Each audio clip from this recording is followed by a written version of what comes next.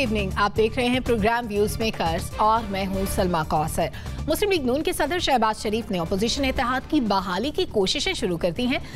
इस सिलसिले में उन्होंने अपोजिशन जमातों के एहसास में इशाइये का एहतमाम किया है, जिसके लिए पीपल्स पार्टी और ANP के क़यादत को भी मदऊ किया गया है। क्या शहबाज शरीफ ये मुश्किल चैलेंज पूरा कर सकेंगे? क्या PDM में पीपल्स पार्टी और अवामी नेशनल पार्टी की हुकूमत मुखालिफ इत्तेहाद में वापसी हो सकती है? दूसरे सेगमेंट में बात करेंगे अमरीकी ओहदेदार के उस अहम तरीन इंकशाफ की, जिसमें उनका कहना है कि अमरीका को पाकिस्तान की फजाई और ज़मीनी हुदूद के इस्तेमाल की इजाज़त बरकरार रहेगी। हम अपने तज्ज़ियाकारों से पूछेंगे कि वो इस बारे में क्या कहते हैं। और आखिर में बात करेंगे मुल्क की मैशत से मुतालिक अच्छी खबरों के दावे की। हमारे पैनल में आज मौजूद हैं lieutenant general retired Amjad Shoaib साहब, जैगम खान साहब हमें ज्वाइन कर रहे हैं, जुनैरा अजहर हमारे साथ हैं, मुजम्मिल सौरवर्दी साहब भी आज के पैनल का हिस्सा हैं और नसीम सिद्दीकी साहब इस्लामाबाद स्टूडियोज में मौजूद हैं। तमाम मुअज़्ज़िज़ मेहमानों के वक्त का शुक्रिया। पहले सेगमेंट की जानिब बढ़ेंगे। मुस्लिम लीग नून के सदर शहबाज शरीफ ने पाकिस्तान डेमोक्रेटिक मूवमेंट की बहाली के लिए कोशिशें शुरू कर दी हैं। हुकूमत मुखालिफ इत्तेहाद को दोबारा सरगर्म करने के लिए वो अपोजिशन जमातों को फिर से जोड़ना चाहते हैं। सितंबर 2020 में बनने वाली PDM एक वक्त में हुकूमत के लिए अहम चैलेंज बनी, ताहम अब इख्तलाफात के बायस ये इत्तेहाद फाल नहीं है। हमारा सवाल ये है कि क्या PDM को कामयाबी मिल सकती है? जनरल साहब, आपकी क्या प्रेडिक्शन है? बिस्मिल्लाहिर्रहमानिर्रहीम। देखिए, मिलने मिलाने से इत्तेहाद वापस कायम तो हो जाएगा अगर पार्टियों से कोई मुतालबात न किए गए, पीपल्स पार्टी से या किसी और वो ज्वाइन करके, तो पहले भी वो अपनी मर्जी से नहीं निकली थी, तो वो तो साथ चल सकती हैं जैसे पहले हो रहा था। लेकिन अगर ये कहा जाए कि उनके अपने मफादात जो थे वो उसको नजरअंदाज करके PDM के मफादात के साथ चल निकलेंगे तो वो मुश्किल है। सही। वहां पे ये इनको साथ चलाने के लिए ये ज़हन में रखना होगा कि उन्होंने जो इस्तीफों के बारे में बात की थी, जिस पे कि PDM की बाकी जमातें चाहती थी कि इस्तीफे दिए जाएं, पीपल्स पार्टी ने कहा था कि हमारी सेंट्रल एग्जीक्यूटिव कमेटी फैसला करेगी और उसका फैसला बाद में यही हुआ कि इस्तीफे देने का वक्त ये नहीं है, वो बाद में दिए जाएंगे। इसका मतलब ये है कि पार्टी का एक यूनानिमस फैसला हो चुका हुआ है और उसमें तब्दीली के इम्कानात नहीं है। और वैसे भी हम सब जानते थे कि पीपल्स पार्टी के अपने मफादात बिल्कुल मुख्तलिफ हैं। वो सिंध गवर्नमेंट उनके लिए बहुत क्रिटिकल है, बहुत क्रूशल है, वो उसको छोड़ना नहीं चाहेंगे। नतीजा ये कि अगर तो PDM की बाकी पार्टीज उनको उसी टर्म्स पे जिस पे कि वो काम कर रहे थे या जिस टर्म पे वो जिसका PDM का हिस्सा थे पीपल्स पार्टी वाले, अगर तो उन्हीं टर्म्स पे उनको साथ चलाते हैं जिससे कि कम से कम एक इत्तेहाद का एक शुबहत सी सामने या उसका एक फसाड नजर आता रहे, तो वो तो हो जाएगा। लेकिन PDM जिस मकसद के लिए निकली थी वो डेफिनेटली वो आगे नहीं बढ़ेगा। फिर आपने देखा कि जब ये इत्तेहाद थोड़ा टूटा, इसमें दरार आई या ये पीपल्स पार्टी पीछे हटी, तो फिर मरियम एग्रेसिव थी या दूसरे भी इनके बाद एक तो लीडर, उन्होंने कहना शुरू किया कि जी हम इमरान खान को, इनको PTI को निकालना नहीं चाहते क्योंकि निकाला तो ये मजलूम बन जाएंगे और फिर बाद में कहेंगे कि जी हमारा तो बहुत कुछ हो जाना था, हमने बहुत कुछ कर देना था, परफॉर्मेंस बड़ी अच्छी हो जानी थी आखिरी 2 सालों में, लेकिन हमें काम नहीं करने दिया गया। तो वो भी नजर आता है कि उनकी सोच में भी कुछ थोड़ी सी तब्दीली है। तो इत्तेहाद को वापस उस तब्दील शुदा माहौल के मुताबिक अगर आप लेके चले तो वो तो बन जाएगा, लेकिन मेरा नहीं ख्याल कि मफादात अपने अपने हैं जो उन पे कोई कंप्रोमाइज करे। अच्छा जुनैरा, अभी जनरल साहब ने कहा कि इनके अपने अपने मफादात हैं, तो अब ज़ाहिर है वो अपनी पार्टी के लिहाज से जो भी उनके मफाद में होगा वही फैसला करेंगे। लेकिन जिस तरह से आम आवाम में होता है कि इलेक्शंस में हम देखते हैं कि जब उनको खाना या बिरयानी की प्लेट दी जाती है तो उनको वोट मिल जाते हैं। क्या पॉलिटिशियंस भी आपस में इसी तरह मान जाते हैं कि शाइये पे जाते हैं एक दूसरे के पास और इख्तलाफात दूर हो जाते हैं और वो बस हामी भर लेते हैं कि ठीक है अब इनके साथ चलना है?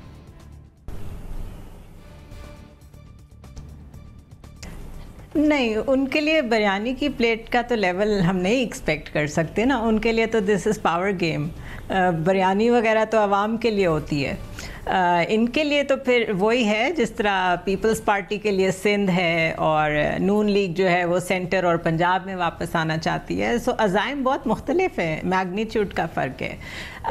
एक चीज़ तो तय है कि मरियम के मुकाबले में शहबाज शरीफ पे सब एग्री करते हैं कि वो ज़्यादा काबिल कबूल होंगे सारी जमातों को एटलीस्ट मिल के बात करने की हद तक। लेकिन जो रियल अथॉरिटी है नून लीग की, वो हम सबको पता है कि वो कहाँ है। That rests with Nawaz Sharif, और नवाज शरीफ की लेगेसी बड़ी क्लियरली मरियम नवाज शरीफ लेके चलना चाहती हैं। अभी तक इस चीज़ पे कोई consensus develop with in Noon league नहीं हुआ। शहबाज शरीफ जाना चाहते थे, जो कुछ डिस्कस करना चाहते थे वो अभी तक जाके तो नहीं कर सके। हो सकता है फ़ोन पे डिस्कस हो गया हो, स्काइप पे डिस्कस हो गया हो, क्योंकि इतनी भी कोई छुपी हुई बात नहीं है जो फ़ोन पे नहीं हो सकती। तो नाउ इट ऑल डिपेंड्स कि लंदन से क्या डायरेक्टिव आता है और शहबाज शरीफ उसको लेके कैसे चलते हैं। दूसरा, मरियम का ये जो यू टर्न था कि हम नहीं चाहते, पहले तो वो गवर्नमेंट गिराने निकले थे, फजलुर रहमान भी और वो भी, उसके बाद उन्होंने कहा हम इमरान खान को चाहते हैं वो 5 साल पूरे करें, तो वहाँ पे तो उन्होंने कम्प्लीटली स्टांस ही अपना चेंज कर दिया ना।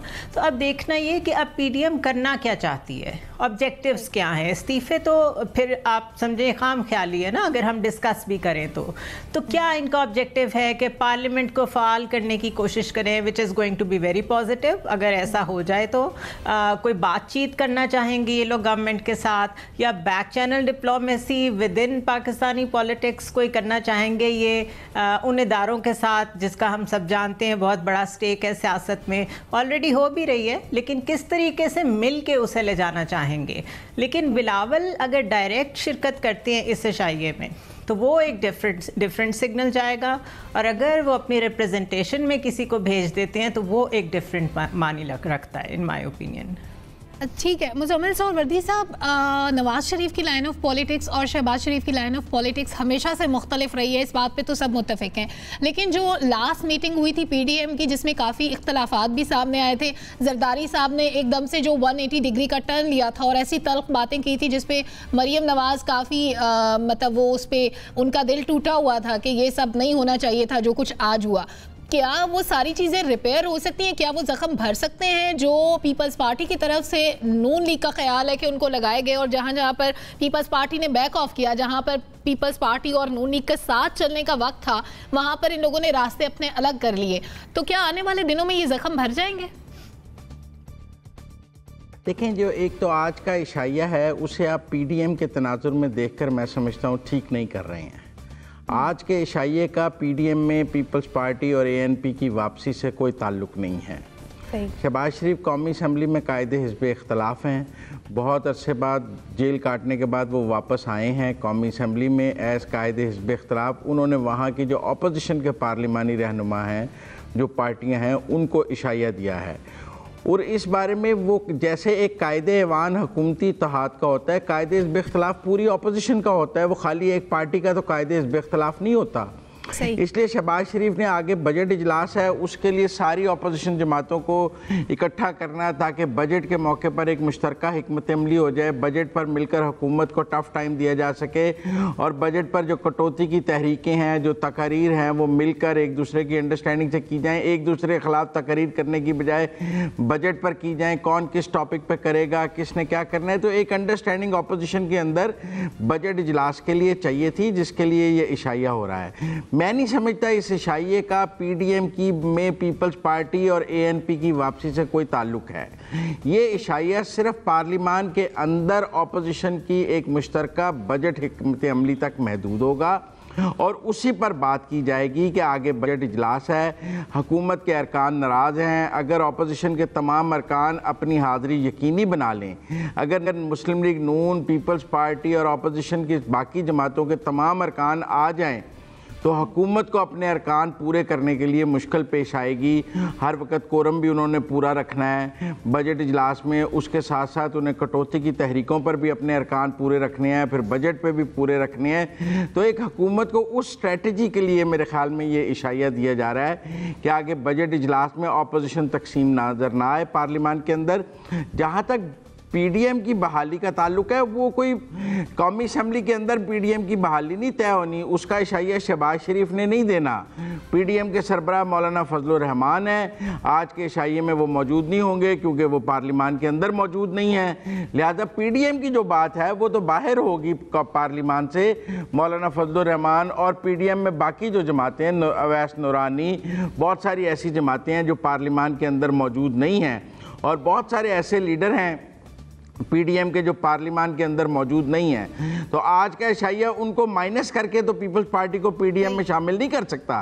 इसलिए मैं नहीं समझता जो आज का इशाइया कौमी असम्बली में अपोजिशन के पार्लिमानी रहनुमाओं को दिया गया है उसका कोई PDM में पीपल्स पार्टी की और ANP की वापसी से ताल्लुक है। ये महदूद है कौमी असम्बली में अपोजिशन की मुश्तरका हिकमत अमली तक, बजट इजलास में मिलकर अपोजिशन के चलने तक, और बजट के मौके पर हुकूमत को किस तरह, लास्ट टाइम भी अपोजिशन ने टफ टाइम दिया था, फिर प्राइम मिनिस्टर को भी खाने करने पड़े थे। अब भी हमें नज़र आ रहा है कि MQM का भी एक वजीर और आ रहा है, बिल्कुल बाकी भी नाराज़ ग्रुप को मनाने की बातें हो रही हैं। कभी एक वजीर तरीन ग्रुप के पास जाता है, कभी दूसरा वजीर जाता है, तो दूसरी तरफ भी सफबंदी हमें नज़र आती है बजट इजलास के लिए। तो ये मेरे ख्याल में उसकी हद तक है। मैं नहीं मानता कि इसका PDM की बहाली से कोई ताल्लुक है।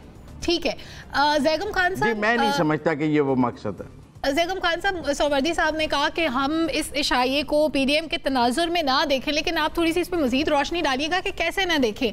अगर गवर्नमेंट को टफ टाइम देना है तो फिर तो पर्पज़ वही हुआ कि PDM भी वही कर रही है, और अगर वो बाहर इशाइया करते हैं तो भी उसका यही मकसद है। फिर दूसरी बात ये कि उन्होंने कहा कि सरबराह मौलाना फजलुर रहमान साहब हैं, तो क्या ज़रूरी है कि फजलुर रहमान साहब इशाइया दें? क्योंकि इख्तलाफात जो थे बेसिकली वो तो इन दो बड़ी पार्टीज़ के थे, पीपल्स पार्टी और नून लीग के थे। तो अगर ये लोग मिल के बैठ रहे हैं तो क्या हम ये ना समझें कि ये PDM को रिवाइव करने की कोशिश हो रही है? मैं सुरवर्दी साहब की बात को बहुत तवज्जो से सुन रहा था, और मैं ये जानना भी चाहता था क्योंकि सुरवर्दी साहब मुस्लिम लीग नवाज़ की सियासत के बारे में बहुत वेल इन्फॉर्म्ड है, और आपका सवाल भी वजह है। देखिए, मुस्लिम लीग नवाज़ के अंदर इत्तफाक़ राय ज़रूरी है, इस बात पे एग्रीमेंट ज़रूरी है कि PDM को दोबारा बहाल करना है। जो हमारी मालूमात हैं वो यही हैं कि शहबाज शरीफ साहब बहाली चाहते हैं, बहाली के हक़ में हैं, लेकिन नवाज़ शरीफ साहब और मरियम नवाज़ जो हैं वो शायद इसकी बहाली के हक़ में नहीं हैं। तो ज़ाहिर है नवाज़ शरीफ साहब अग्री करेंगे तो फिर शहबाज शरीफ साहब उस पर स्टेप लेंगे। और मैं इत्तफ़ाक़ करता हूँ सुरवर्दी साहब से कि सिर्फ़ इस इशाइये की बुनियाद पर यह तय नहीं किया जा सकता कि शहबाज शरीफ को सिग्नल मिल गया। अब देखिए, इत्तेहाद क्यों बनते हैं? इत्तेहाद जब बनते हैं तो उनके कुछ मकासद होते हैं, लेकिन ज़रूरी नहीं कि ये वही मकासद हों जो पार्टियाँ बयान कर रही हों। एक तो पार्टी के नैरेटिव में मकासद होते हैं, लेकिन उसके पीछे कुछ और मकासद होते हैं। देखिए, PDM का एक स्टेटेड कुछ मकासद थे कि सिविलियन सुप्रीमेसी हो, इलेक्शन ठीक हो, जमहूरियत हो। मुझे इख्तलाफ नहीं, ज़रूर ये बातें भी होंगी, लेकिन मैं समझता हूँ असल जो हमें देखना होगा कि जब ये तहरीक बनी, जब जमातें इकट्ठी हुई, तो उस वक्त क्या हालात थे। देखिए, उस वक्त ये हालात थे कि जो अपोजिशन थी उनका जीना महाल था, हुकूमत उनको सांस लेने की मोहलत नहीं दे रही थी। हुकूमत ये कह रही थी कि अपोजिशन मिलिया मेट हो चुकी, ख़त्म हो चुकी, उसको अवाम ने मुस्तरद कर दिया, अब एक ही पार्टी बची है, यही जीतती रहेगी। इस वक्त वो हालात नहीं रहे। तो पीपल्स पार्टी और मुस्लिम लीग नवाज़ जिस मकसद के लिए इकट्ठे हुए थे वो दबाव अब बरकरार नहीं है। पिछले दिनों जितने बाई इलेक्शंस हुए वो अपोजिशन ने जीते। अपोजिशन इस वक्त रिसर्जेंट है, हुकूमत के अंदर झगड़ा चल रहा है, जूतियों में दाल बट रही है। अब अगर PDM बनेगी तो वो उस मकसद के लिए बनेगी जो शायद शहबाज शरीफ चाहते हैं कि इन हाउस तब्दीली आए, क्योंकि PDM जो है उसको एक इंतखाबी इत्तेहाद में नहीं बदला जा सकता अगर PDM मुत्तहिद हो, यानी पीपल्स पार्टी और मुस्लिम लीग नवाज़ भी शामिल हो, क्योंकि इनके वोट मिक्स नहीं होते। लेकिन मौजूदा PDM जो पीपल्स पार्टी के बगैर है, ANP के बगैर है, ये इंतखाबी इत्तेहाद बन सकता है। PDM की दोबारा ज़रूरत इस तरह की पीपल्स पार्टी की, मुस्लिम लीग नवाज़ की एक दूसरे को इलेक्शन के बाद पड़ सकती है। उस वक्त शायद पीपल्स पार्टी एक फैसला कुन किरदार अदा करे कि वो PTI या मुस्लिम लीग नवाज़ जिसके साथ जाए اس کو سینٹر میں حکومت بنانے کا ایک بہتر موقع ملے. ٹھیک ہے نسیم صدیقی صاحب، مفاہمت کی سیاست کے بادشاہ تو آصف زرداری صاحب ہیں، تو یہ جو موو ہے ایک جو عشائیے کا اہتمام کیا گیا یہ تو ایکسپیکٹڈ، ویسے بعض لوگوں کا کہنا ہے کہ یہ زرداری صاحب سے ایکسپیکٹڈ تھا جو شہباز شریف نے قدم اٹھایا ہے. آپ کا خیال ہے کہ وہ ان کو دوبارہ سے اکٹھا کرنے میں کامیاب ہو جائیں گے یا ان کا مقصد آپ کے خیال میں بھی کچھ اور ہے؟ دیکھیں پی ڈی ایم جس طرح اپنے جلسے جلوس لے کے چل رہی تھی، بڑے بلند و بانگ دعوے کر رہی تھی، اس کے بعد آپ نے دیکھا کہ ان کے خود جس طرح وہ ٹوٹ پھوٹ کا شکار ہوئے، تو یہ بڑی باعث شرمندگی تھی اپوزیشن کے لیے بھی، اپوزیشن کی جتنی جماعتیں ہیں ان کے لیے بھی. آپ نے ایک فیس سیونگ کے لیے مولانا فضل الرحمان کو تو سامنے ڈمی طور پہ کیا ہوا ہے، لیکن جو بڑے سٹیک ہولڈرز ہیں وہ تو پیپلز پارٹی اور نون لیگ ہی تھے پی ڈی ایم کے اندر. انہی کو آپ نے دیکھا کہ پہلے جب ڈسکا کا الیکشن ہوا یا گلگت بلتستان کے الیکشن ہوئے تو پی ڈی ایم کے پلیٹ فارم سے دھاندلی کا الیکشن میں شور مچایا گیا. مریم نواز اور بلاول بھٹو جو ہے وہ ایک پیج کے اوپر تھے، لیکن آپ نے دیکھا کہ کس طرح اپنا دستوں گریباں ہوئے یہ لوگ کراچی والے الیکشن میں کہ پیپلز پارٹی اور مسلم لیگ نون ایک دوسرے کے آمنے سامنے آ گئی. اس کے بعد تو پی ڈی ایم کا جو حال تھا وہ ساری دنیا نے دیکھا کہ کہاں وہ حکومت گرانے جا رہے تھے اور وہ کہاں منہ کے بل خود اس طرح گرے کہ اٹھنے کے قابل نہیں رہے. تو شہباز شریف صاحب آپ کو پتہ ہے کہ مفاہمت کی سیاست رکھتے ہیں، ذرا خاموش طبیعت ہے، وہ بڑا سوچ سمجھ کے بیان دیتے ہیں. اور یہ مزمل صاحب نے بالکل صحیح کہا کہ وہ بہت عرصے بعد اسلام آباد واپس آئے ہیں اور وہ کیونکہ قائد حزب اختلاف بھی ہیں، آگے بجٹ بھی آ رہا ہے، تو انہوں نے یہ اشائیہ اس لیے ضرور دیا ہے. لیکن یہ نہیں ہو سکتا کہ یہ تمام سیاستدان ایک جگہ اکٹھے ہوں اور پی ڈی ایم کی بات نہ ہو، یہ تو پاسبل نہیں ہے.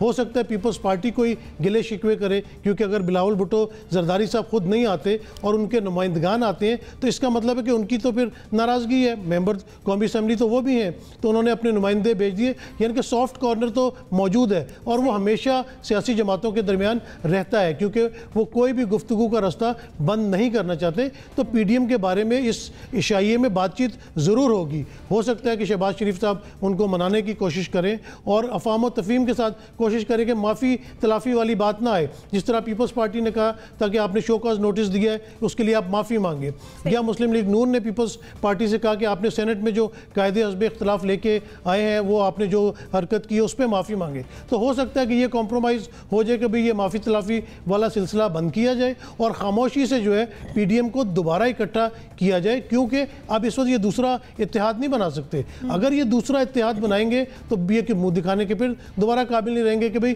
پہلے اتحاد کا کیا بنا. تو فیس سیونگ کے لیے کوشش ضرور ہوگی اور آج کے عشائیے میں دونوں چیزیں، بجٹ بھی ڈسکس ہو سکتا ہے، حکومت کے خلاف اور جو انہوں نے اقدامات کرنے ان کے بارے میں گفتگو ہو سکتی ہے، اور پی ڈی ایم پہ بھی میرا خیال ہے کہ لازمی بات چیت ہوگی اور اے این پی اور پیپلز پارٹی کو منانے کی کوشش کی جائے گی. یعنی آپ کے خیال میں بھی جہاں پر یہ سارے لوگ مل کر بیٹھیں گے تو دونوں چیزیں ایکسپیکٹڈ ہیں کہ بجٹ پر بھی بات ہوگی، لیکن بجٹ کے ساتھ ساتھ یہ بھی بات ہوگی کہ کس طرح سے دوبارہ مل کر چلا جائے اور گورنمنٹ کو ٹف ٹائم دیا جائے. ناظرین، دوسرا معاملہ یہ ہے کہ پاکستان کی طرف سے امریکہ کو فضائی اور زمینی حدود کے استعمال کی اجازت بڑھے گی. امریکی عہدیدار ڈیوڈ ایف ایلوے نے کہا ہے کہ افغانستان میں امریکی موجودگی یقینی بنانے کے لیے یہ رسائی دی گئی ہے. انہوں نے کہا کہ امریکہ پاکستان سے اپنی بات چیت جاری رکھے گا کیونکہ پاکستان کا افغانستان میں امن کی بحالی میں کلیدی کردار ہے. ہمارے تجزیہ کاروں کی رائے اس بارے میں کیا ہے جان لیتے ہیں. زنیرہ اظہر، آپ کیا کہیں گی؟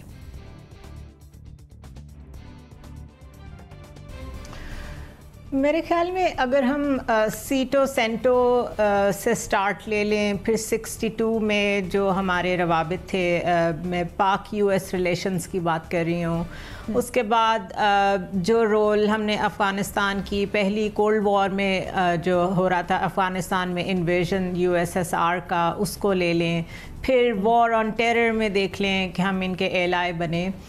ہم نے اسٹریٹیجک بلنڈرز کیے ہیں اور ان سے سیکھا کچھ بھی نہیں ہے. سب سے پہلی بات یہ ہے کہ یہ معاملات جو نیشنل سیکیورٹی کے ڈائریکٹلی ہوتے ہیں، they were never discussed in parliament کہ ہماری سرزمین کس کے لیے کہاں استعمال ہو رہی ہے. اور تھرو آؤٹ دا ہسٹری ہمیشہ ہم نے ان کو جو ہمارا لیوریج ہونا چاہیے تھا، ہمارا جیو اسٹریٹیجک جو ایک کنٹینٹمنٹ ہے جس کو ہمیں اپنے انٹرسٹ میں یوز کرنا چاہیے تھا، وہ ہم نے ان کو ٹرے میں رکھ کے دیا ہے ہمیشہ.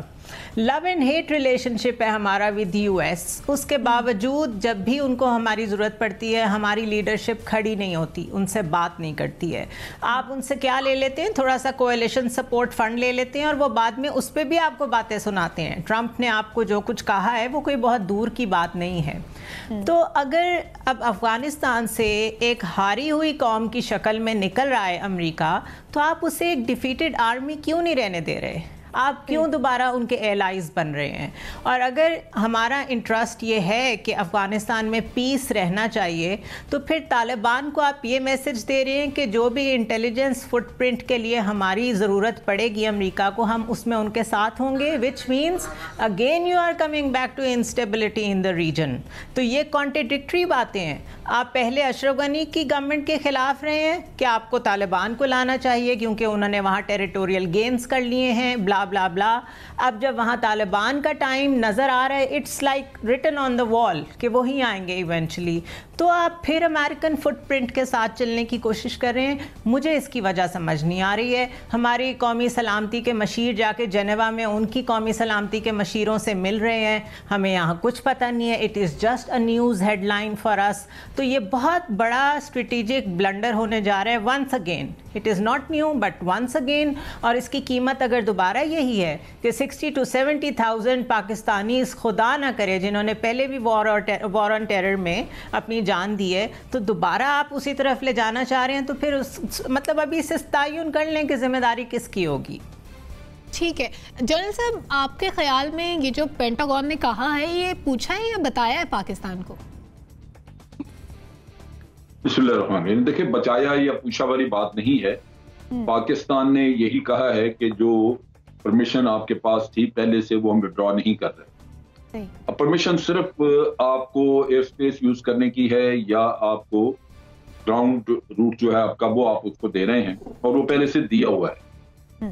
اب وقت کے ساتھ ساتھ جیسے ان کی یہاں سے انخلا ان کا ہوتا گیا, یہ دونوں چیزیں جو ہیں ان کا استعمال بھی نسبتاً کم ہوتا گیا. اور ابھی جب یہ یہاں سے مکمل طور پہ انخلا ہو جائے گا تو یہ تقریباً نہ ہونے کے برابر ہوگا.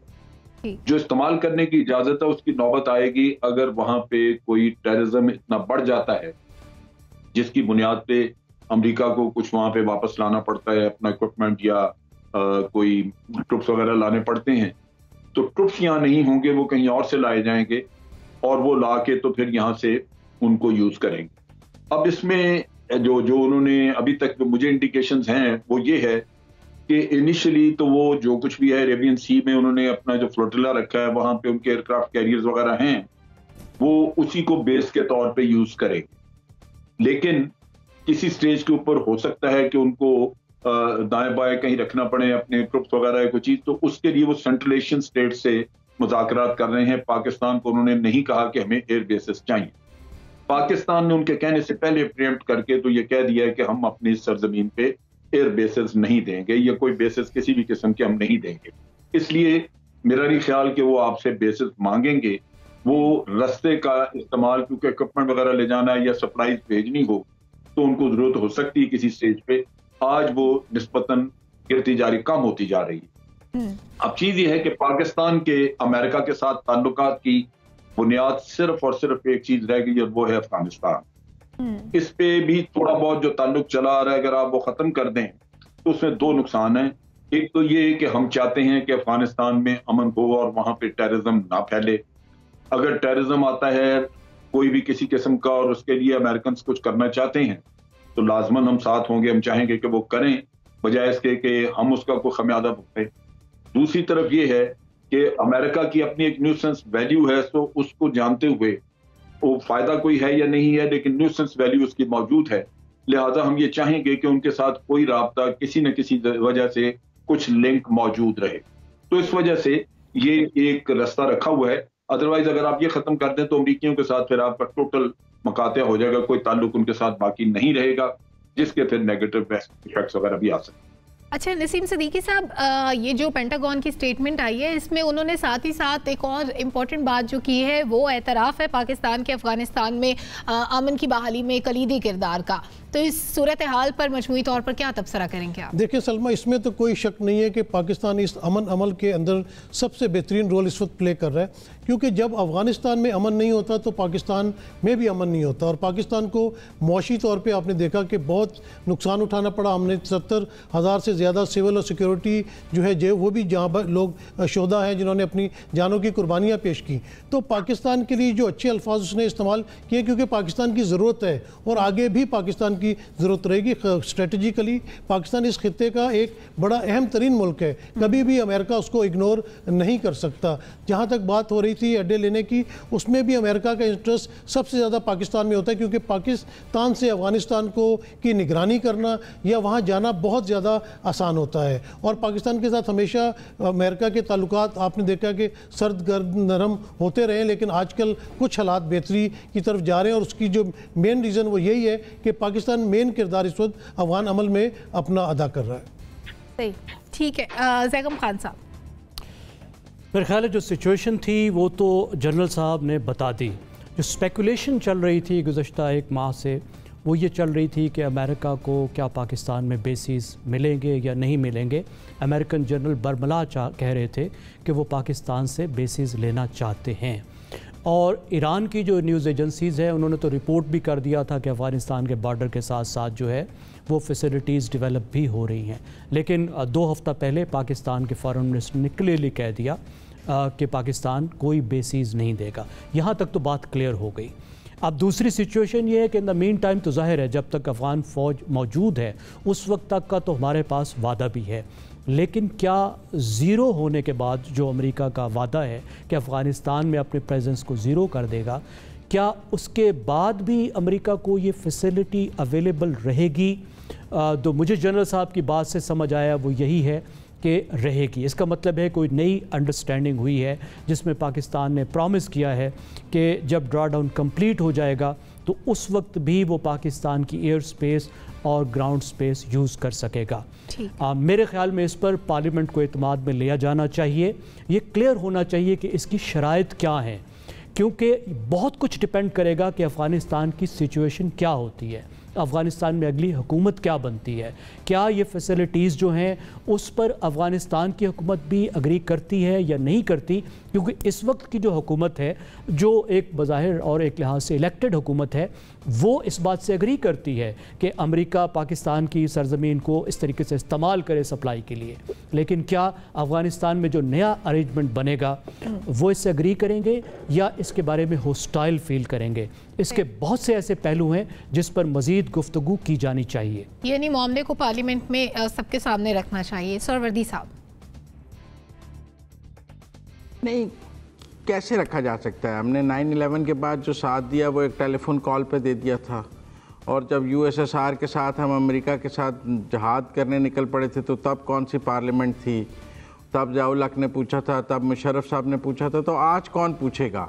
یہ اسٹریٹجک فیصلے ہیں, ان میں سول قیادت کا کبھی نہ کوئی عمل دخل رہا ہے نہ میرے خیال میں اب موجود ہے, کیونکہ اگر ہوتا تو پاکستان کے ڈیفنس منسٹر یقیناً اس بارے میں کوئی بات کرنے کی پوزیشن میں ہوتے.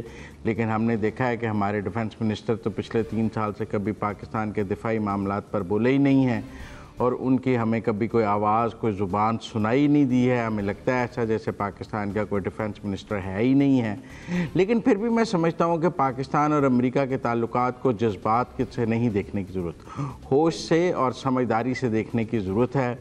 ہم نے ماضی میں لوگوں نے کہا غلطیاں کی ہیں, وہ اس وقت کے بہترین فیصلے تھے, وہ اس وقت کی قیادت نے بھی ملک کے مفاد میں فیصلے کیے ہوئے تھے, وہ پارلیمان کی مرضی سے ہوئے یا نہیں ہوئے, وہ ایک آدمی کی سوچ تھی یا کوئی 4 لوگوں نے مل کر کیے. میں اس بحث میں نہیں جانا چاہتا, لیکن وہ اس وقت کی کرنٹ سچویشن میں وہ ایک راستہ انہیں بہتر پاکستان کے لیے نظر آیا تو انہوں نے کیا. 9/11 کے بعد بھی ان کا خیال تھا کہ اگر ہم یہ نہ کرتے تو ہم پر بھی بمباری ہوتی, اور اگر روس گرم پانیوں تک پہنچ جاتا تو ہم کیا کرتے. تو یہ بہت سارے نیریٹیوز ہم نے سنے ہیں اور ہم اس خوف میں مبتلا رہے ہیں. تو میرے خیال میں آج بھی اگر ہم امریکہ کو یہ ایئر سپیس اور یہ نہیں دیں گے تو پھر کیا ہوگا؟ پھر امریکہ ہم پر سینکشنز لگا دے گا.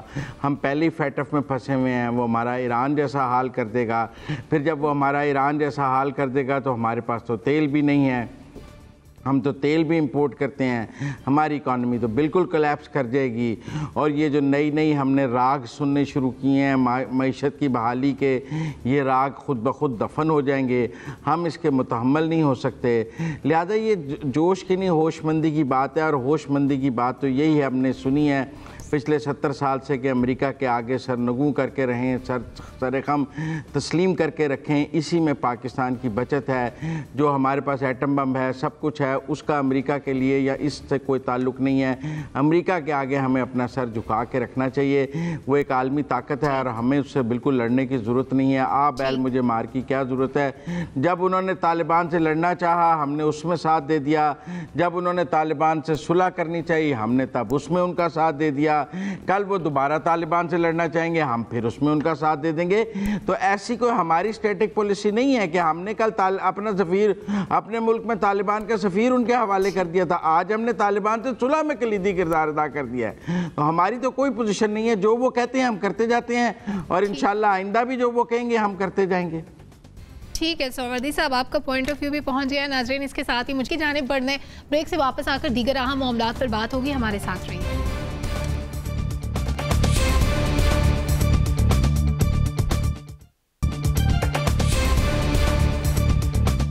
Welcome back. नाजरीन, वज़ीर ख़जाना शौकत तरीन ने मुल्क की मुआशी तरक्की के हवाले से बड़ा दावा कर दिया है। उनका कहना है कि रवां साल में मुआशी तरक्की की शरह 3.9% और अगले साल में 5% होगी। क्या ऐसा मुमकिन नज़र आता है सोहवर्दी साहब?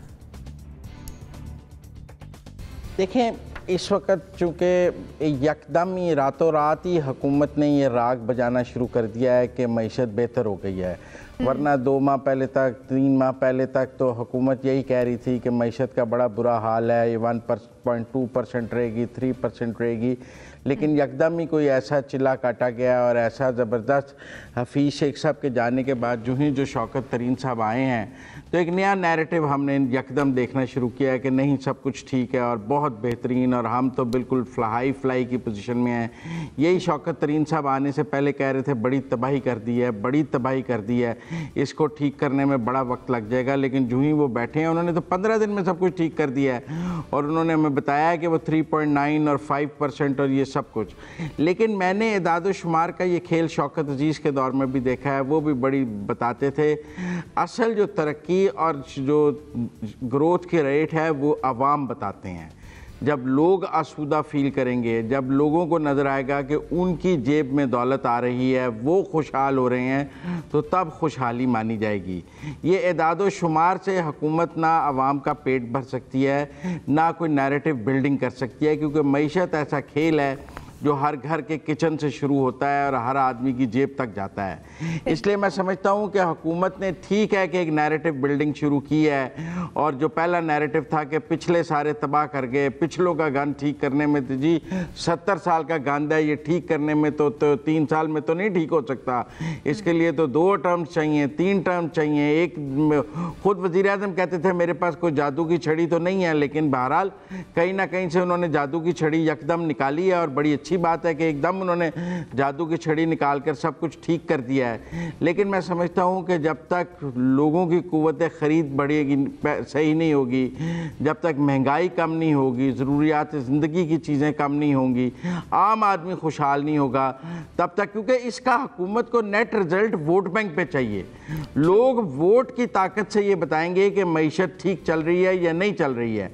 ज़िमनी इंतखाबात में लोगों ने वोट की ताकत से डस्का से कराची तक ये बताया है कि मईशत ठीक नहीं चल रही है। छठे छठे नंबर पर वो हुकूमती जमात आई है जो पहले नंबर पर जिस हल्के में थी, वो ये नहीं कह सकते कि हम तो उस हल्के में शुरू से कमज़ोर थे। उन्होंने जो हल्के जीते हुए थे, नौशहरा, कराची, वो भी हारे हैं और वहाँ भी वो नीचे आए हैं। तो इसलिए हुकूमत को ये समझ आ गई है कि वाकई उसने मईशत ठीक करनी है तो उसको लोगों की जेब ठीक करनी है। जब आम आदमी कहेगा कि ये ठीक है, बाकी ये जो इदाद शुमार का खेल है, ये सच है, ये झूठ है, ये भी सब सामने आ जाएगा। ठीक है, ज़ैगम खान से बड़ी इंपॉर्टेंट बात की सोहवर्दी साहब ने कि इदाद शुमार में आवाम को उलझा दिया जाता है। आम आदमी के लिए ये इंपॉर्टेंट है कि टैक्स में रिलीफ कहाँ पर मिल रहा है, सब्सिडी कहाँ पर मिल रही है, ये चीज़ें आम आदमी पर असरअंदाज होती हैं। तो ये कब होगा? देखिए, इदाद शुमार बहुत अहम होते हैं। मैं जिसारत करूँगा इख्तलाफ राय की, और अगर कोई एक अदद सबसे अहम होता है जिस पर सबकी नज़र होनी चाहिए तो वो इकानमी का ग्रोथ रेट है। जब इकानमी बढ़ती है तो कारोबार चलते हैं, तब रोज़गार मिलते हैं, तब हर बंदा खुशहाल होता है। آپ دیکھیے پچھلی بار جب 6% کے قریب آپ کی اکانومی گرو کر رہی تھی تو آپ کو سامان اٹھانے کے لیے ٹرک بھی دستیاب نہیں تھے، کاروبار خوشحال تھے، پاکستان میں کتنی جاپانی گاڑیاں آ رہی تھی. تو گروتھ ریٹ بہت امپورٹنٹ ہے، اور اگر یہ گروتھ ریٹ کی فگر جو ہے درست ہے تو یہ خوشی کی بات ہے. اس کا مطلب ہے کہ پاکستان کی اکانومی ری باؤنس کر رہی ہے. لیکن اگر یہ گروتھ ریٹ 3.9 والا ٹھیک ہے تو اس کا مطلب تو یہ ہے کہ فوری طور پر حفیظ شیخ صاحب سے معافی مانگی جائے اور ان کو واپس بلایا جائے، کیونکہ یہ کام تو پھر حفیظ شیخ صاحب کر کے گئے ہیں. 15 دن میں تو گروتھ ریٹ نہیں بنتا. اب دیکھیے دلچسپ بات یہ ہے کہ جتنے بھی فگرز بتانے والے، جتنے بھی فائنانشیل انٹرنیشنل انسٹیٹیوشنز ہیں، ان کی جو پریڈکشنز تھی اس سال کی وہ 2% سے بھی کم تھی. ورلڈ بینک کی بھی 2% سے کم تھی، ایشین ڈیولپمنٹ بینک کی 2% سے کم تھی، اور IMF کی بھی 2% سے کم تھی. صرف پاکستان کا جو ہمارا بینک ہے جو وہ یہ کہہ رہا تھا کہ اسٹیٹ بینک آف پاکستان کو 3% کے قریب کہہ رہا تھا. اب یہ 3.9% تھوڑا سا امیزنگ ہے، اس لیے کہ پاکستان کے جو اپنے انڈیپینڈنٹ اکانومسٹ ہیں وہ بھی اس پر شک کا اظہار کر رہے ہیں. اگرچہ وہ اپ بیٹ ہیں، بہت سے اکانومسٹ کا خیال ہے کہ پاکستان 3% کے قریب گرو کر سکتا ہے، جو بہت اچھی بات ہوگی. 3% بھی اس وقت برا نہیں ہوگا، کیونکہ پچھلے سال اگرچہ حکومت نے یہ کہا کہ -0.5% ڈیسیلریٹ کیا، پاکستان کی اکانومی نیچے چلی گئی. انڈیپینڈنٹ اکانومسٹ یہ کہہ رہے ہیں کہ شاید -2% پاکستان کی اکانومی گری. پاکستان کی اکانومی میں بہت سکوپ ہے، بہت سی سپریسڈ گروتھ ہے.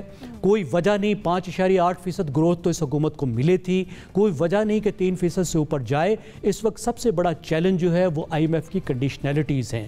IMF کی نظر صرف 2 چیزوں پر ہوتی ہے کہ آپ کا کرنٹ اکاؤنٹ ڈیفیسٹ کیا ہے اور آپ کا بجٹ ڈیفیسٹ کیا ہے. اور جب حکومت کی تمام تر توانائی ان 2 ڈیفیسٹس کو مینج کرنے میں لگتی ہے تو پھر گروتھ بہت زیادہ سپریس ہو جاتی ہے. شوکت ترین سے مطلب خوشی کی بات مجھے تو اچھا لگتا ہے کہ شوکت ترین بہت پرو گروتھ فائنانس منسٹر ہیں، جو کہہ رہے ہیں کہ جو گروتھ کا معاملہ ہے وہ پاکستان کی ایمرجنسی کا معاملہ ہے. اور بڑی سچی باتیں انہوں نے کی ہیں جن کی طرف سروردی صاحب نے بھی اشارہ کیا، اور میرا خیال ہے وہ گروتھ کے لیے کوشش کریں گے. مجھے تو فرینکلی، میں خود تو اکانومسٹ نہیں ہوں، جو اکانومسٹ مجھے انڈیپینڈنٹ اکانومسٹ کی باتیں لگی ہیں، مجھے بھی لگتا ہے کہ 3.9 تو انفلیٹڈ ہے، لیکن 3% کے قریب ہونا، 3% پلس ہونا بھی پاکستان کے لیے خوشی کی خبر ہوگی. ٹھیک ہے زمیرہ، کیا آپ کو پاسبلٹی نظر آتی ہے کہ 5% کمنگ ایئر میں گرو کر جائے ہماری economy? I'm not an economist, so میں اتنی ڈیٹیل میں تو نہیں جا سکتی. What I can say is کہ جب ڈفرینٹ اسٹیٹس کو اور ڈفرینٹ رپورٹس کو کمپیئر کریں تو تھوڑا سا انریلسٹک تو لگتا ہے کہ -0.47 سے ایک دم سے 3.9 پہ ہم کیسے آ گئے ہیں، جبکہ independent economist, world bank, IMF اور ہمارے اپنے ادارے جو ہے وہ بڑی مشکل سے کہہ رہے تھے کہ شاید 2% تک ہم آ جائیں، 2 سے 3 کے بیچ میں کہیں تھوڑا بہت آ جائے. تو فگر فجنگ تو ساری گورنمنٹس کرتی ہیں، کوئی گورنمنٹ بھی ایسی نہیں ہے جو نہ کرتی ہو. تو اس میں مجھے کیوں شک ہو رہا ہے کہ کچھ نہ کچھ ایگزیجریٹڈ ضرور ہے، وہ اس لیے کہ ابھی تو شوکت ترین صاحب نے ڈیلیور کرنا شروع بھی نہیں کیا. اگر شروع بھی کر دیا ہوتا تو 1 مہینے میں تو انڈیکیٹرز چینج نہیں ہوتے. اور اگر حفیظ شیخ صاحب کی پالیسیز اتنی ان ڈیپتھ تھیں کہ ابھی by the end of the year اس کے فروٹس ہمیں گروتھ میں نظر آنا شروع ہو گئے ہیں، تو پھر ان کو چینج کیوں کیا گیا؟ ور دیئر پولیٹیکل ریزنس، اور جو کچھ بھی تھا پھر اس کے اوپر ایک بریفنگ ہونی چاہیے، اس پہ بات چیت ہونی چاہیے. دوسرا ایک الارمنگ چیز مجھے یہ لگی کہ شوکت ترین ابھی بھی کہہ رہے ہیں کہ ہم نے ایگریکلچر میں بالکل کوئی سپورٹ سسٹم پرووائڈ نہیں کیا، اس کو پرائیورٹی نہیں دی، جبکہ ایگریکلچر میں ہی اسٹیٹ بینک کہہ رہا ہے کہ ہم 18% تقریباً زیادہ سرپلس میں گئے ہیں. اسی طرح لاسٹ ایئر یا جو سال گزرا ہے فسکل ایئر، اس میں ہم نے پاور جنریشن پچھلے سال سے کم کی ہے. تو پھر انڈسٹری کیسے گرو کر رہی ہے؟ سو جب کمپیئر کرتے ہیں تو کویسچنز نکلتے ہیں بیچ میں سے. اب آئی ڈونٹ نو ان کا کون جواب دے گا. اور شوکت ترین جب بجٹ پاس کرتے ہیں بائی دا نیکسٹ ایئر، اگر وہ 5 تک جاتا ہے تو پھر اس کا کریڈٹ تو ایک کنٹینیوٹی میں آتا ہے نا. تو اس کا مطلب ہے کہ حفیظ شیخ کی پالیسیز پلس شوکت ترین کی پالیسیز نے مل کے ملک کو کہیں پہنچایا. تو پھر ہم ان کو بلیم کیوں کر رہے تھے؟ Why were we all talking against Hafeez Shaikh? ٹھیک ہے جنرل صاحب آپ کا انالیسس کیا ہے؟ دیکھیے بنیادی طور پہ یہ نیریٹیوز کا ایک کمپٹیشن تھا جہاں اپوزیشن نے بڑے لمبے وقت تک ایک سٹانس لیا کہ بالکل ستیہ ناش ہو گیا، ملک دیوالیہ ہو گیا، رہا کچھ نہیں. ابھی ریسنٹلی ہم بات کرتے رہے، بلاول نے بھی ایک بیان دیا تھا. تو ایک نیریٹیوز کا کمپٹیشن بھی ہے، پولیٹیکل ریکوائرمنٹ ہے. نہ وہ بلاول سچ کہہ رہا ہے نہ یہ سچ کہہ رہے ہیں، تو درمیان میں کچھ نہ کچھ تھوڑا بہت رستہ درمیان میں ہے کہ کچھ گروتھ موجود ہے. جیسے ابھی زیغم بھائی بھی بات کر رہے تھے کہ ورلڈ بینک وغیرہ نے کہا ہے 2 نہیں تو 2% سے کچھ زیادہ ہو جائے گی. قصہ یہ ہے کہ کچھ بہتری کے انڈیکیٹرز موجود تھے. ایک تو یہ ہے کہ روپی اپریشیٹ کرتا نظر آیا ہے، تو اس سے ان کے قرضے کچھ کم ہوتے نظر آئیں. دوسری طرف یہ ہے کہ FATF کی ریسٹرکشنز کے اوپر کام کرنے کے بعد ان کی ریمیٹنسز بہت بڑی ہے، کیونکہ وہ سارے بینکنگ چینل سے آنی شروع ہو گئی. پہلے وہ ریمیٹنسز جو تھیں وہ لوگ ہنڈی وغیرہ یا اور طریقوں سے بھیجتے تھے. اب زیادہ سے زیادہ پیسہ جو ہے وہ بینکنگ چینل کے ذریعے آ رہا ہے، آپ کو فارن ایکسچینج مل رہا ہے. اور تیسرا جو ایشو ہے وہ یہ ہے کہ ان کی کچھ نہ کچھ ایکسپورٹس بھی امپروو کی ہیں، لہذا کچھ ہوپ موجود ہے کہ بہتری کی طرف جائیں گے. لیکن یہ کویسچنیبل ہے کہ وہ واقعی 4% ہوگی یا 5%، وہ مشکل لگتا ہے وہ نہیں ہوگی. لیکن جیسے وہ دیوالیے کی بات کر رہے ہیں اپوزیشن والے، حکومت کہہ سکتے ہیں کہ جی حکومت والے یہ کہیں کہ نہیں 5% بڑھ رہی ہے، تاکہ یہ پولیٹیکلی دونوں کو کچھ نہ کچھ فائدہ پہنچے. جہاں تک تعلق ہے عوام تک اس کے فوائد کے پہنچنے کا، وہ تو پوری ہسٹری میں دیکھ لیں کبھی نہیں پہنچا. روٹی کپڑا مکان کا نعرہ تھا، وہ نہیں پہنچا. میاں صاحب آئے، انہوں نے قرض اتارو، اور پھر اس کے بعد انہوں نے کہا جی کہ وہ ایشین ٹائیگر ہو جائے گا، یہ ہوگا وہ ہوگا، کوئی نہیں ہوا. تو ان کا بھی نہیں ہوا. نتیجہ یہ ہے کہ عوام وہیں کے وہیں کھڑے رہیں گے. یہ ہے کہ قرضے ہو سکتا ہے تھوڑا بہت کو کم بیش ہو جائیں. ہم جس چیز میں ڈوبے ہوئے ہیں وہ ہیں قرضے اور ہماری لاس میکنگ اینٹیٹیز، اور پہلے ہمیں اپنے قرضوں کی طرف توجہ دینا ہوگی. ہاں ان سے کچھ ریکوری ہوگی تو پھر ہو سکتا ہے کہ پبلک سروس کے کچھ پروجیکٹس وغیرہ لے کے آگے نکلیں. آج تو بہت مشکل حال میں. ٹھیک ہے نسیم صدیقی صاحب. سلمہ یہ دیکھیں کہ فگر جیسے بھی اوپر نیچے کی جا رہی ہے، ایک دم سے اچانک سے آئی ہیں. تمام لوگ جو ہے اکانومسٹ اسپیشلی وہ اس پہ شک کا اظہار کر رہے ہیں، لیکن اکانومی بہتری کی طرف جا رہی ہے کیونکہ آپ نے سلو اینڈ اسٹیڈلی جو پروسیس کیا ہوتا ہے اس کے ریزلٹس آہستہ آہستہ آنا شروع ہوتے ہیں. ایک تو سب سے بڑا یہ کہ ریمیٹنسز میں آپ دیکھیں کہ گریجولی جو ہے وہ انکریز آتا جا رہا ہے. اس کا مطلب آپ کی اچھی پالیسی، آپ نے بینکنگ چینل کے تھرو جو ہے ٹرانسفرز کر دی ہیں، وہ اچھے ریزلٹس آ رہے ہیں. ایکسپورٹس بہتر ہوتی چلی جا رہی ہیں. آپ دیکھیں فیصل آباد میں ٹیکسٹائل انڈسٹری میں وہاں پہ جابز جو ہے وہ زیادہ ہیں اور لوگ وہاں پہ کم پڑ گئے ہیں. اس کے علاوہ آپ کنسٹرکشن انڈسٹری میں دیکھ لیں کہ بڑی تیزی سے کام نظر آ رہا ہے اور یہ ہمیں خود سے نظر آ رہا ہے. اب جگہ جگہ کنسٹرکشن ہوتی نظر آ رہی ہے، بڑے بڑے پلازاز بھی بن رہے ہیں. تو تھوڑا تھوڑا جو کام ہے حکومت نے جو پائپ لائن میں ڈالا ہوا تھا وہ ہونا شروع ہو گیا، اس کے ریزلٹس آنا شروع ہو گئے. ہمیں تو اللہ تعالیٰ سے یہ دعا کرنی چاہیے کہ یہ مزید بہتری کی طرف جائے، یہ 5 سے 6 کی طرف جائے، کیونکہ پاکستانی عوام جس طرح ہمیشہ سے پستے رہے ہیں ان کو ان چیزوں کے بینیفٹس ملنے چاہیے.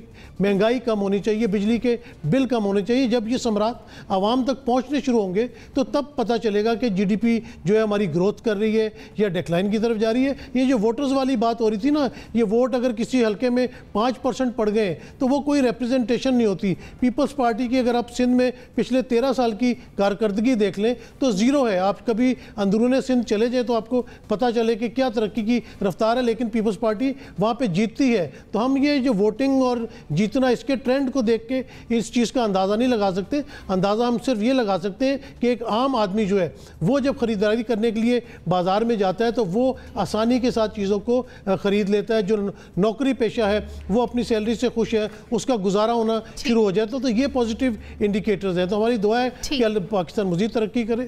ٹھیک ہے نسیم صدیقی صاحب، آپ نے بھی اپنی رائے کا اظہار کر دیا. ایک اور معاملہ جس پہ آپ سب کا مختصر کامنٹ چاہوں گی، معاملہ یہ ہے کہ اگلے آمد کے لیے الیکٹرانک ووٹنگ مشینوں کی تیاری پر 25 ارب روپے کی لاگت آنے کا امکان ہے. تو ایکسپیکٹ یہ کیا جا رہا ہے کہ شاید مختلف دنوں میں انتخابات کروائے جائیں گے. ہمارا سوال یہ ہے کہ کیا اخراجات میں کمی کے لیے انتخابات مختلف دنوں میں کرانے پر غور کیا جا سکتا ہے؟ جنرل صاحب ون ورڈ. اب میرا خیال ہے جو میجورٹی چاہ رہی ہے کہ اس کو نہ کیا جائے، تو میرا خیال ہے نہ کیا جائے. پیسے کی بھی اس وقت ضرورت ہے آپ کو، اور بعد میں اگر اس کے اوپر الزام تراشی بھی ہو تو کیا فائدہ. ٹھیک ہے زنیرہ. براڈ بیسڈ ڈیسیجن نہیں ہے، کیونکہ تو پھر اتنا بڑا خرچہ کرنے کی کیا ضرورت ہے، کنسنسس ہونا چاہیے اس پہ. ٹھیک ہے، مزمل سہروردی صاحب. نہیں، میں متفق ہوں دونوں سے کہ حکومت کو کم از کم جو انتخابی قوانین میں تبدیلیاں ہیں وہ آرڈیننس سے اور بالکل ہیمرنگ سے نہیں کرنی چاہیے، اتفاق رائے سے، پارلیمنٹ سے. پہلے ہم نے الیکشن ایکٹ 2017 میں ساری ترامیم اتفاق رائے سے ہی دیکھی ہیں نا. ساری اپوزیشن پارٹیوں نے، گورنمنٹ نے مل کر ہی کی ہیں، تو اب بھی کر سکتی ہیں. حکومت کو محنت کرنی چاہیے، گالم گلوچ بند کرنی چاہیے اور اس پر کام کرنا چاہیے. اوکے، نسیم صدیقی صاحب. موجودہ جو نظام الیکشن کا اسی کو بہتر کرنا چاہیے، کیونکہ پارلیمنٹ اگر اس چیز کو پاس نہیں کرتی تو پھر اتنی بڑی فضول خرچی کرنے کی کوئی ضرورت نہیں ہے. ٹھیک ہے، زیگم خان صاحب. جی، قومی اتفاق رائے کے بغیر الیکشن کے قوانین میں ترمیم کرنا یا ترمیم کی کوشش کرنا وہ مزید جو ہے وہ پاکستان کی سیاست کو تقسیم کر دے گا. یعنی آپ کے خیال میں اتفاق رائے سے معاملات حل ہونے چاہیے؟ یہ قومی مفاد کا معاملہ ہے، قومی نوعیت کا معاملہ ہے، تو اس کے لیے اتفاق رائے پیدا کرنے کے لیے معاملے پر ووٹنگ ہونی چاہیے اور اتفاق رائے سے فیصلہ کرنا چاہیے کہ کس طرح سے آئندہ انتخابات میں جانا چاہیے. آیا کہ اخراجات کے لیے انتخابات مختلف دنوں میں کرائے جائیں یا کوئی اور طریقہ کار اختیار کیا جائے. ناظرین، اس کے ساتھ ہی پروگرام کا وقت ختم ہوا. نیوز میکر سے اجازت دیجیے. اللہ حافظ.